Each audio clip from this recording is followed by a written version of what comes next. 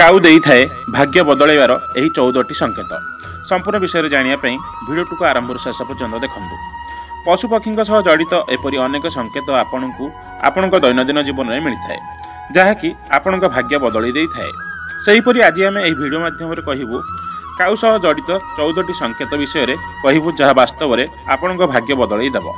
Number 1, जदि आपण यात्रा करिथिबा समय रे काऊ कौनसी पात्र रे मुह बुड़ाई पानी पिउथवार देखंती तेबे यह धनलाभर संकेत अटे।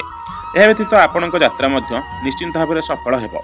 नंबर 2, रास्तार जदि आपण काऊ को रोटी किंबा कौनसी मांस टुकुड़ा खाउथिबार देखंती तेबे आपणकर सबु मनस्कामना पूर्ण हेबार संकेत देइथाए। नंबर 3, जदि प्रातः काल रे कौनसी काऊ आपणक पाद स्पर्श करि जाउची तेबे यह आपणक उन्नति एवं धन प्राप्तिर संकेत अटे। नंबर 4, जदि आपण काऊ को भूमि खेलिबार देखंती तेबे यह भारी लाभ हेबार संकेत अटे। नंबर 5, रास्तार जाउथिबा समय रे जदि आपण डाल रे काऊ बसिथिबार देखंती तेबे यह मनवांछित फल मिलियार संकेत अटे। नंबर 6, जदि सकाळ समय रे काऊ आपणक घर किंवा छात उपरे राबिले ता आपणक प्रतिष्ठा एवं धन वृद्धिर संकेत अटे। नंबर 7, जदि कौनसी काऊ निज थंटरे कपड़ार टुकुड़ा नहीं उड़ुथिबार देखंती तेबे यह आपणक पई शुभ संकेत होइताए। नंबर 8, आपण रास्तार जाउथिबा समय रे जदि काऊ मधुरवाणी कही आपणक डाहाण पटे उड़ी जाए तेबे आपणकर कौनसी कठिन कार्य आश्चर्यजनक भाव में सफल हेब। नंबर 9, ठीक द्विपहर पूर्व जदि पूर्व किंवा उत्तर दिगरु गछ डाल बसिथिबा काऊर स्वर शुणा जाए तेबे यह स्त्री सुखर संकेत माना जाए। नंबर 10, जदि स्त्रीर मुंडरे पानी कलसी थिबा समय रे ता उपरे काऊ आसी बसी जाए तेबे यह सही स्त्री पई शुभ संकेत अटे। यह धन प्राप्तिर संकेत मध्य माना जाई थाए। नंबर 11, जदि काऊ मुहरे बाली शस्य ओदामाटी किंवा फल फूल भरी आपणक घर को नहीं आसे तेबे यह हठात आपन को हेबाकु थिबा धन लाभ दिगरे इंगित करुछि।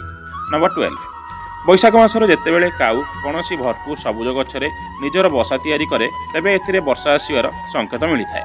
नंबर 13, रास्तार जदि आपण एकाधिक काऊ को परस्पर मुहरे भोजन देउथिबार देखियाकु मिले तेबे यह अत्यंत शुभ संकेत होइताए। नंबर 14, सकाळ समय आपन उठिया मात्रे जदि काऊ राब शुणा जाए तेबे यह आपणक घर को अतिथि आगमनर सूचना दिए किंबा आपन को अन्य कौनसी खुशी खबर मध्य मिल पारे। सेहीपरि वास्तुशास्त्र अनुसार किछि एपरि पक्षी अछंती जहाँ जदि आपणक घर को आसे तेबे आपणक घर पूरापूरी बर्बाद हेबार संभावना थाए। एमितिकि यह गर्भवती महिलांक पई मध्य भल होई न थाए। आउ किछि पक्षी घर को आसिले आपणक भाग्य मध्य बदली जाए। सकाळ समय रे निदरु उठिया मात्रे ही जदि कौनसी व्यक्ति को जल पक्षी किंवा धला फूल देखा जाए तेबे तांको दिन भलरे कटिबो, कारण एही दुईटी जाक ही शांतिर प्रतीक अटंती। सकाळु उठिया मात्रे जदि आपण गाई देखंती तेबे आपणक दिन शुभ हेबो। यह धन प्राप्तिर मध्य संकेत अटे। ज्योतिष शास्त्र अनुसार सकाळ समय गोबर किंवा सबुज घास देखिया मध्य शुभ होइथाए। या द्वारा व्यक्तिर जीवन में खुशी आसीथाए, नुआ लोकंक सहित साक्षात हुए। सकाळ समय नड़िया किंवा हंस देखा मिले मध्य यह शुभ होइथाए। या द्वारा व्यक्तिर उन्नति होइथाए। या सहित व्यक्ति को चिंतारू मध्य मुक्ति मिली थाए। सकाळु सकाळु घर आगे गोबर पड़िले माता लक्ष्मी संतुष्ट हुअंती। घर को माता लक्ष्मी को आगमन होइथाए। सकाळु सकाळु हाथ पापुली को देखि लक्ष्मी सरस्वती एवं हरि दर्शन हेले धन ज्ञान एवं सुख प्राप्ति होइथाए। सकाळु गणेशଙ୍କ फोटो किंवा मूर्ति दर्शन मध्य शुभ होइथाए।